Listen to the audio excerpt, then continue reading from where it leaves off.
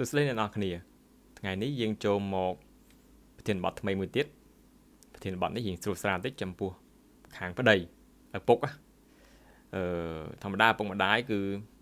ដើរតួសំខាន់ណាស់ក្នុងការមើលថែកូនក្នុងការបង្កើតគ្រួសារមួយឲ្យមានសុភមង្គលប៉ុន្តែនៅក្នុងប្រធានបទនេះគឺខ្ញុំចង់ផ្ដោតលើឪពុកគឺខាងបុរសហ្នឹងគឺសំខាន់ណាស់ក្នុងការដឹកនាំគ្រួសារឲ្យមានសុភមង្គលជាពិសេសពេលយើងធ្វើជាឪពុកគេលើកដំបូងពេលមានកូនលើកដំបូងហ្នឹងតើយើងគួរមានទួនាទីធ្វើអីខ្លះព្រោះយើងជាប្រុសហើយនិយាយមកទៅឲ្យខ្លាំងជាងគេឲ្យខ្លាំងក្នុងគ្រួសារខ្លាំងមិនអ្នកកាយសាហាវទេគឺខ្លាំងអ្នកការពារគ្រួសារបង្កើតគ្រួសារមួយមានសុភមង្គលល្អតែប៉ុណ្្នឹងណាហើយកំផ្ដើមមកជាសេចក្តីផ្ដើមបន្តិចខ្ញុំចង់និយាយថាប្រុសយើងបរិសយើងហ្នឹងគឺមានតួនាទីសំខាន់ណាស់ដូចខ្ញុំអញ្ចឹងជាឪពុកម្នាក់ដែរមានតួនាទីសំខាន់ណាបើសិនជាយើងនៅចិត្តកូននៅចិត្តនេះមិននៅចិត្តប្រពន្ធកំឡុងពេលមានផ្ទៃពោះហ្នឹងគឺអាចជួយកាត់បន្ថយបានច្រើននឹងពេលខ្លះគេឯកសារខ្លះគេថាអាចនឹងកាត់បន្ថយហានិភ័យនៃការកើតកូនគ្រប់ខែដោយសារតែឪពុកនៅជាប់ជាមួយជាប់លប់នៅជាមួយនឹងម្ដាយទី2គេហាក់ងាយស្រួលក្នុងការរកសេវាសុខភាពពេលខ្លះម្ដាយបើសិនជាអត់មានឪពុកអត់មានប្តីនៅចិត្តទេការរកសេវាសុខភាពអាចពិបាកព្រោះគេថាកំឡុងពេលមានផ្ទៃពោះហ្នឹងប្រពន្ធគឺຕົកទៅលើប្តីហ្នឹងហើយគេថារត់អីហ្នឹងឯកសារកើតកូនកើតអីហ្នឹងធ្វើអីហ្នឹងគឺលើប្តីហ្នឹងហើយបើសិនជាអត់មានប្តីជួយមើលខាងខុសត្រូវទេអាហ្នឹងក៏វាថាហានិភ័យក្នុងការទទួលរកនៅសេវាសុខភាពដែរហ្នឹងសេចក្តីតាមដបោប៉ុណ្ណឹងអញ្ចឹងស៊ីជម្រៅខ្ញុំនិយាយចាប់ដើមនិយាយហើយគឺឪពុកសំខាន់ផុតគឺការហៅថាមុនពេលយើងមានផ្ទៃពោះពេលផ្ទៃពោះហ្នឹងកំឡុងពេលយើងពោះហ្នឹងតើយើងត្រូវ prepare អីខ្លះយើងត្រូវរៀបចំអីខ្លះមុនទីរកកើតធម្មតាយើងអាចធ្វើខ្លះដើរសារសบายដើរសារដូចខ្ញុំអញ្ចឹងក៏ដើរសារដែរដើរសារមួយប្រពន្ធនាំប្រពន្ធទៅហើយសម័យឥឡូវទំនើបទៀតឯកសារលើ Facebook លើ TikTok ឯណាគេចែករំលែកមកកណោរបៀបគេមាន list គេជាសភៅមកទៅស្អីកូនដែលកើតដំបូងហ្នឹងមានអីខ្លះមានស្រោមដៃមានខោទឹកនោមខោប្រភេទអីមានកម្មាងូចទឹកកម្មាជូតខ្លួន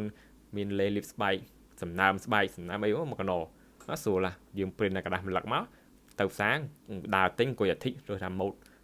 រើសថាផលិតផលណាដែលយើងគិតថាយើងអាចទិញបានទិញមកស្រួលបំផុត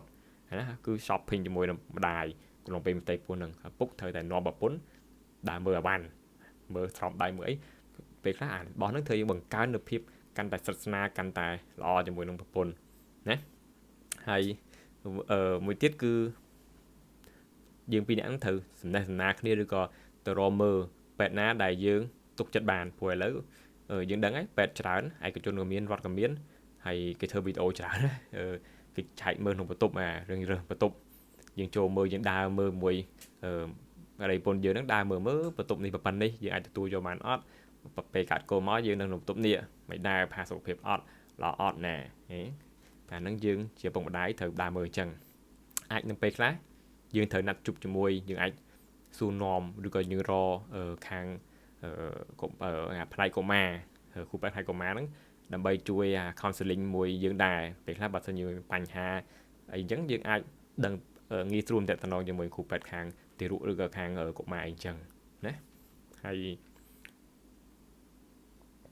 ព្រោះពេលខ្លះសូម្បីតាម្នាក់សិតពិបាកពេលកើតកូនហើយហ្នឹងពិសេសរឿងបើហ្នឹងហើយជួនកាលយើងបើពិបាកនឹងការបើអត់ចេះដឹងបើបែបម៉េចហើយបែបម៉េចអញ្ចឹងដល់ឪពុកហ្នឹងជួយមើលដែរជួយប្រាប់ដែរជួយរៀនទៀតថាការបើបែបម៉េចលើកដាក់កូនអីអញ្ចឹងពេលខ្លះយើងត្រូវជួបគ្រូពេទ្យទៀតឥឡូវเขาកូនបើបានទេបើទៅពិបាកចេះយើងត្រូវការមានការណែនាំភ្លាមពីគ្រូពេទ្យខាងកុមារខាងទារកអីអញ្ចឹងព្រោះពេលខ្លះក្មេងមិនចេះតែបើស្រួលទាំងអស់គ្នានៅខ្លះអាចពិបាកនឹងការបើដល់យើងមានតិចឬក៏អីតិចតួចអញ្ចឹងដើម្បីដឹងថាកូនបើត្រូវធ្វើចេះពេលខ្លះអាចត្រូវការមានការណែនាំពីគ្រូពេទ្យខាងទារកឬខាងគ្រូស្ត្រីដែរអញ្ចឹងណាហើយមួយទៀតគឺឪពុកដូចគ្នាអញ្ចឹងត្រូវរៀនរបស់ឲ្យត្រូវរៀនមានកូនដំបូងថ្មីទាំងអស់ដូចខ្ញុំអញ្ចឹងជាគ្រូពេទ្យមែនប៉ុន្តែពេលមានកូនរៀនដូចគ្នាហើយខ្ញុំមិនដូចខ្ញុំអញ្ចឹងវាហាមានរៀងថារៀងមានលើសជាងបន្តិចដោយសារខ្ញុំកាន់កូនតូចៗរាល់ថ្ងៃអញ្ចឹងពេលខ្លះកាន់កូន ខ្លួនឯងក៏បានតែដល់ពុកម្ដាយថ្មីថ្មីឲ្យហ៊ាន3អ្នកខ្លះអត់ហ៊ាន3កូនខ្លាច់កូនព្រោះក្មេងធម្មតាទុនណាស់ដៃជើងកអីហ្នឹងមិនរឹងមាំទេយើងភ័យខ្លាច់3តិចបាក់កបាក់កតិចជាប់កជាប់ដៃទៅអត់ធ្លាក់ឬអីចឹងអាដល់យើងរៀនពេលខ្លះបើស្រុកគេវាមានសាលាបង្រៀនទៀតមានកូនម៉ារកាំងអីយើង3របៀបព3ណារបៀបរុំកូនរបៀបដូរខោទៅនោមរបៀបងូតទឹករបៀបដុសជូតសម្អាតកូនបែបម៉េចណាគេមានរបៀបអស់គឺឲ្យប្តីចូលរួមជាមួយនឹងពុកជាមួយម្ដាយហ្នឹងហើយ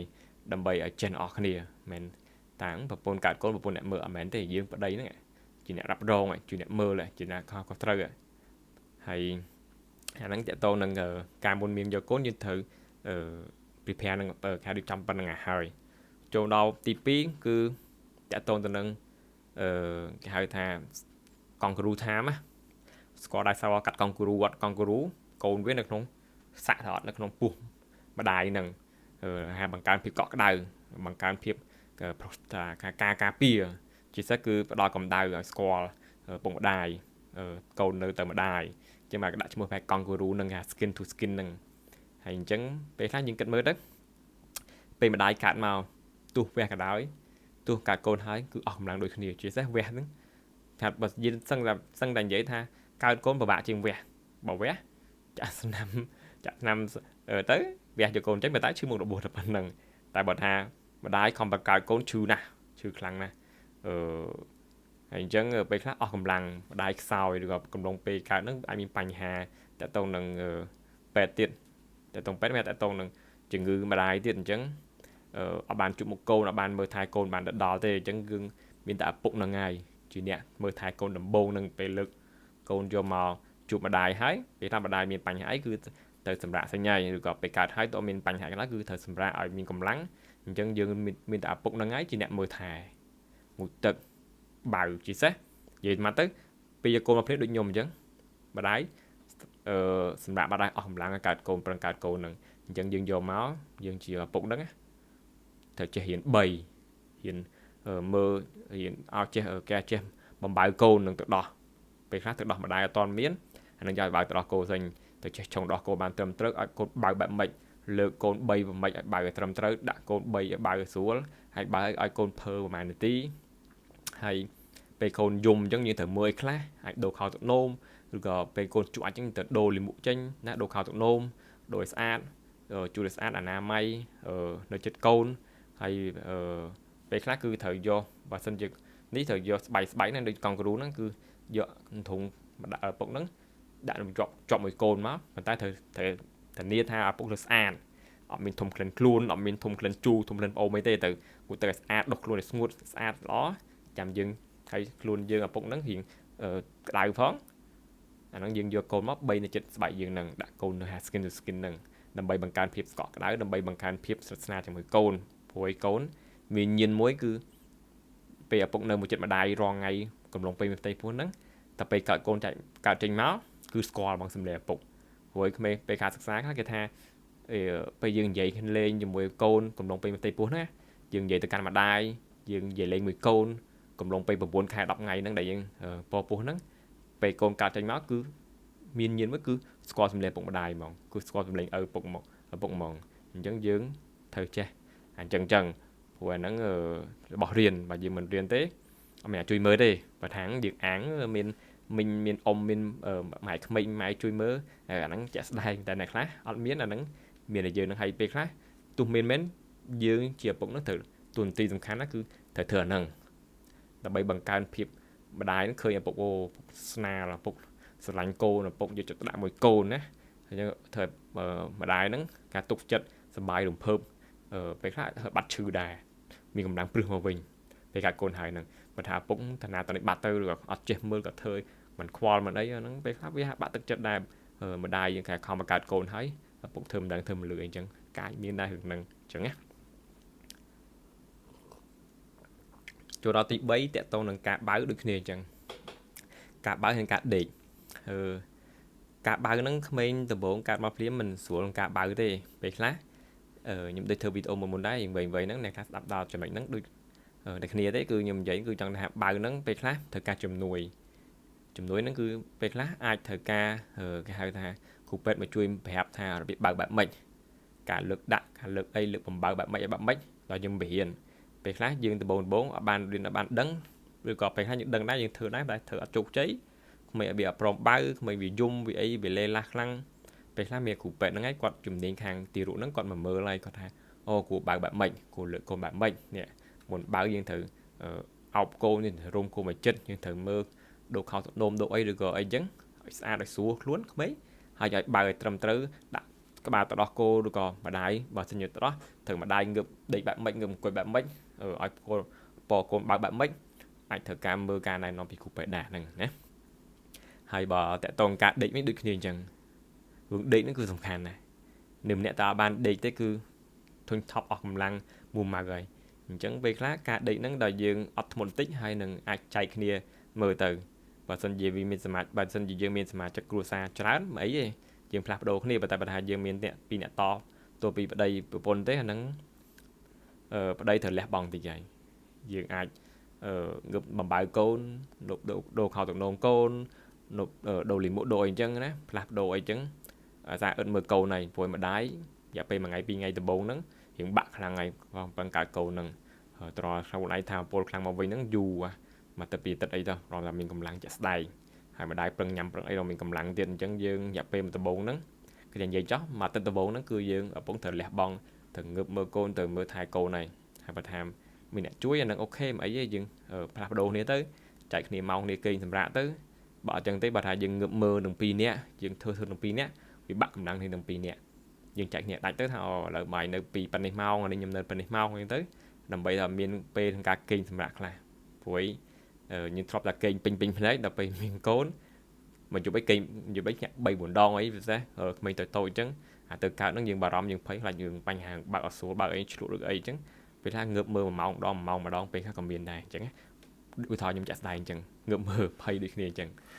ងការដេកហ្នឹងគឺដែលយើងចេះចាប់ចែងគ្នាទៅវិញទៅមកអញ្ចឹងណាហើយចូលដល់ចំណុចទី4គឺតកតងទៅនឹងគេហៅថាពាក្យខ្មែរយើងបបថាអារម្មណ៍បាក់ទឹកចិត្តណាកំឡុងពេលហ្នឹងម្ដាយទាំងបរោះស្រីប្រពន្ធបាក់ទឹកចិត្តដូចគ្នាជាពិសេសប្រពន្ធដោយសារអរម៉ូនបំរែបំរួលដូចគ្នាមិនអរម៉ូនដល់ចាំបាច់ថាមានកូនអរម៉ូនបំរែបំរួលសូម្បីតែអារម្មណ៍ភ័យខ្លាចអារម្មណ៍បារម្ភអារម្មណ៍តក់ស្លុតគឺអរម៉ូនវាប្រែប្រួលដែរហ្នឹងបើនិយាយជាសាមញ្ញណាហើយគាត់ថាកន្លែងនេះគឺពីច្រើនគឺស្ត្រីច្រើនជាងខាងម្ដាយច្រើនជាងព្រោះខំប្រឹងកើតកូនកើតអីចឹងខ្លួនស្បូនថាធ្វើការយូរធ្វើការខ្លាំងអីចឹងពេលខ្លះវាអាចប្រែប្រួលអរម៉ូនលឿនចឹងត្រូវបាក់ទឹកចិត្តដែរបាក់ទឹកចិត្តគឺមកពីអីទៅយល់ថាមិនបានគេដាក់មិត្តភាព3ខែគេឲ្យយើងសម្រាកបាន3ខែអ្នកមានធ្វើការនៅអ្នកមានបំពេញការងារក្របខ័ណ្ឌរដ្ឋអញ្ចឹងទាំងឯកជនដូចគ្នាអញ្ចឹងគឺពេលយើងមានកើតកូនក៏យើងសម្រាប់បាន3ខែដោយសារកំឡុងពេល3ខែហ្នឹងម្ដាយនឹងអាចមានបញ្ហាបាក់ទឹកចិត្តពេលកើតកូនហើយនឹងគេ depression ហ្នឹងហើយអញ្ចឹងវាអាចមកពីមូលហេតុច្រើនវាអាចមកពីអត់បានគេងដូចខ្ញុំនិយាយមុនអញ្ចឹងអត់បានគេងតើបានគេងហើយ stress មួម៉ៅធុញថប់ហើយព្រួយដូចខ្ញុំប្រាប់អញ្ចឹងធ្លាប់តែគេងពេញម៉ោងដល់ពេលឥឡូវមកងើបមើលកូនមកអី2ម៉ោងងើបម្ដងអីជាកម្មមកយប់អីងើប3 4ដងអីចឹងណាដល់ពេលព្រឹកឡើងយើងមានកម្លាំងណាធ្វើការមានកម្លាំងណាធ្វើអីផ្សេងព្រោះយប់ឡើងយើងងើបដេកអញ្ចឹងវាធ្វើឲ្យបាក់ទឹកចិត្តដែរពេលខ្លះបានគេងនឹងហើយស្របពេលជាមួយនឹងហៅថាមើលស្របពេលជាមួយនឹងខាងប្តីណាខាងប្តីអត់សូវមើលខាងបរិសុទ្ធហ្នឹងអត់សូវមើលថែទាំអត់សូវយល់ដឹងពីគេហៅថាទុកកង្វល់ពីម្ដាយដែលម្ដាយកើតកូនមកហត់អស់កម្លាំងហត់នឹងត្រូវការសម្រាប់អីចឹងប្តីធ្វើមិនដឹងធ្វើមិនលឺពេលខ្លះគេងបាត់អត់មានងើបមកជួយមើលកូនអត់មានអីសោះណាយ៉ាគេងទៅដល់មកគេងទៅអត់ខ្វល់កូនយប់អីយំទៅអត់ខ្វល់កូនឃ្លានទៀនបើឃ្លានទៅអត់ខ្វល់យើងជាម្ដាយចំពោះហៅតំណងម្ដាយកូនគឺកាត់ដាច់គ្នាបានទេពេលខ្លះប្តីងើបមែនប៉ុន្តែតែធ្វើអត់ត្រូវហ្នឹងប្រពន្ធងើបមើលដូចគ្នាហ្នឹងបើថាយើងធ្វើបានត្រឹមត្រូវធ្វើល្អទៅប្រពន្ធយើងមានអារម្មណ៍ទុកចិត្តយើងទៅអាហ្នឹងសួរដែរអញ្ចឹងគេម្ដាយខាងម្ដាយហ្នឹងគេងលក់សួរអីសួរទៅហើយបើថាប្តី បរោះហ្នឹងមិនខ្វល់មិនអីហើយអាហ្នឹងគឺស្ត្រីនឹងអារម្មណ៍មួយគឺនេះហើយនឹងដូចណាដែរគឺមានអារម្មណ៍ថាកើតកូនខំបង្កើតកូនកើតអីចេះហើយចុងក្រោយអត់មានអ្នកជួយមើលអត់មានអ្នកជួយអីសោះពេលខ្លះគេហៅថាមានរឿងសង្គមហ្នឹងហ្នឹងម្ដាយក្មេកម្ដាយអីមានបញ្ហាចេះចោះទៀតអាហ្នឹងវាកាន់តែធ្វើឲ្យម្ដាយបាក់ចិត្តទៅអាហ្នឹងគឺសំខាន់ណាស់យើងតំណងជាស្អាឪពុកនឹងដូចនិយាយអញ្ចឹងយើងប្តីនឹងត្រូវលះបង់តិចហើយមិនលះបង់ទេអនាគតកូនអនាគតប្រពន្ធគឺទៅតាមនឹងជាក់ស្ដែងគេហៅថាផ្សេងនិយាយចាំពេកពាក្យស្វែងអង្គnhưទៅតាមនឹងហើយពេលខ្លះទៀតវាអាចមានរឿងជាមួយទៀតដូចខាងប្រុសអត់បាននៅជាមួយខាងប្រពន្ធពេលប្រយគិនមើលទៅ9ខែហើយអត់បានហើយមានកូនទៅហត់អស់កម្លាំងហើយអត់បានទៀតពេលខ្លះចង់តម្រូវនៅប្រពន្ធទៀតអាហ្នឹងវាធ្វើឲ្យប្រពន្ធកាន់តែបាក់ទឹកចិត្តកាន់តែខ្លាំងហើយព្រោះយើងត្រូវយល់ថាបរិសុទ្ធអាចលះបង់ឲ្យរឿងហ្នឹងរឿងនៅមួយគ្នាហ្នឹងព្រោះកំឡុងនេះគឺកំឡុងពេលមានកូនកំឡុងពេលក៏ស្ត្រីខ្សោយហើយបើថាយើងចង់ណានិយាយម៉ាត់តែគាត់ទេថាទៅក្រៅទៅអញ្ចឹងព្រោះពេលខ្លះប្រពន្ធមានកូនអញ្ចឹងត្រូវការមើលការខុសត្រូវជាពិសេសប្តីហ្នឹងបង្ហាញដល់ភាពគេហៅថាចេញពីចិត្តចំពោះការមើលថែកូនមើលថែប្រពន្ធហ្នឹងតែបើថាយើងអត់ខ្វល់អត់ខ្វាយទេអាហ្នឹងស្ត្រីនឹងគេ stress ហើយគឺបាក់ទឹកចិត្តហើយពេលខ្លះបើសិនជាកំឡុងពេលបើទៅដោះទៀតដឹងអត់មានទៅដោះហើយតាស្ត្រីជាការសិក្សាគេតាstress មួម៉ៅធុញថប់ដឹងតែទៅដោះអត់ចេញហ្មងដល់ស្ត្រីសប្បាយចិត្តរីករាយនឹងមានកូនរីករាយនឹងការរស់នៅរីករាយឃើញប្តីលេងជាមួយមើលថែកូនទៅដោះចេញឯងចេញច្រើនហ្មងហ្នឹងយ៉ាភ្ញោចហ្នឹងលឿនណាស់ហ្នឹងតែតងបំរែបំរួលនៅក្នុងខ្លួនស្ត្រីហ្នឹងហើយហ្នឹងតកតងនឹងការបាក់ទឹកចិត្តរបស់ម្ដាយអញ្ចឹងណាហើយចូលដល់ចំណុចទី5ទី5តកតងទៅនឹងការលេងជាមួយកូនកន្លែងហ្នឹងការលេងជាមួយកូនហ្នឹងចង់បញ្ជាក់ថាការលេងគឺមានគ្រប់បែបគ្រប់សពដូចខ្ញុំធ្វើវីដេអូមុនដែលអ្នកមើលទៅនិយាយច្រើនណាបើអ្នកស្ដាប់ហ្នឹងគួរចេះកន្លែងហ្នឹងគឺការលូតលាស់របស់ក្មេងហ្នឹងគឺសំខាន់ណាស់ការលេងជាមួយនឹងជាពិសេសជាមួយឪពុកអត់ដឹងមិនទេជាឯកសារគេបញ្ជាក់អញ្ចឹងហើយក៏ជាក់ស្ដែងក៏ឃើញអញ្ចឹងដែរបើសិនជាកូនអត់សូវបានលេងជាមួយឪពុកដូចអត់សូវរៀងរស់រវើកដូចអត់សូវរៀង reflect លឿនទេចាញ់តែក្មេងដែលបានលេងបានការថ្នាក់ថ្នមបានការក្តីស្រឡាញ់ពីឪពុកគឺក្មេងដូចជាលះលួនដូចជាមាំទាំគេហៅ dependent ណាដូចឯករាជ្យខ្លួនឯងហ្មងអត់ខ្លាចអស់ធ្វើឲ្យបានពពទោះធ្វើខុសហើយក៏ធ្វើបានដែរបញ្ជាអីយើងមើលទៅអ្នកដូចតាលួនក្មេងដែលបានទទួលការថ្នាក់ថ្នមទទួលការលេងឬក៏អីមួយឪពុកហ្នឹងគឺដើរចរិតគឺប្លែកខុសធម្មតាគឺលះលួនគឺខ្លាំងក្លាជាងក្មេងដទៃអញ្ចឹងចង់បញ្ជាក់ឡើងហ្នឹងគឺយើងឪពុកហ្នឹងត្រូវចេះលេងត្រូវចេះសួរនាំត្រូវចេះយ៉ាប់ពេលយ៉ាប់យីម៉ាត់គេថាយ៉ាប់ពេល2ឆ្នាំដំបូងមើល3ឆ្នាំដំបូងថា3ឆ្នាំដំបូងចុះនៅជីវិតកូនហ្នឹងគឺត្រូវលេងត្រូវសួរនាំត្រូវធ្វើអីថា activity ជាមួយកូនឲ្យបានច្រើនអញ្ចឹងបានក្មេងគេហៅថាវា dependent ខ្លួនឯងវាលះលួនវាឯករាជ្យខ្លួនឯងលឿនហើយ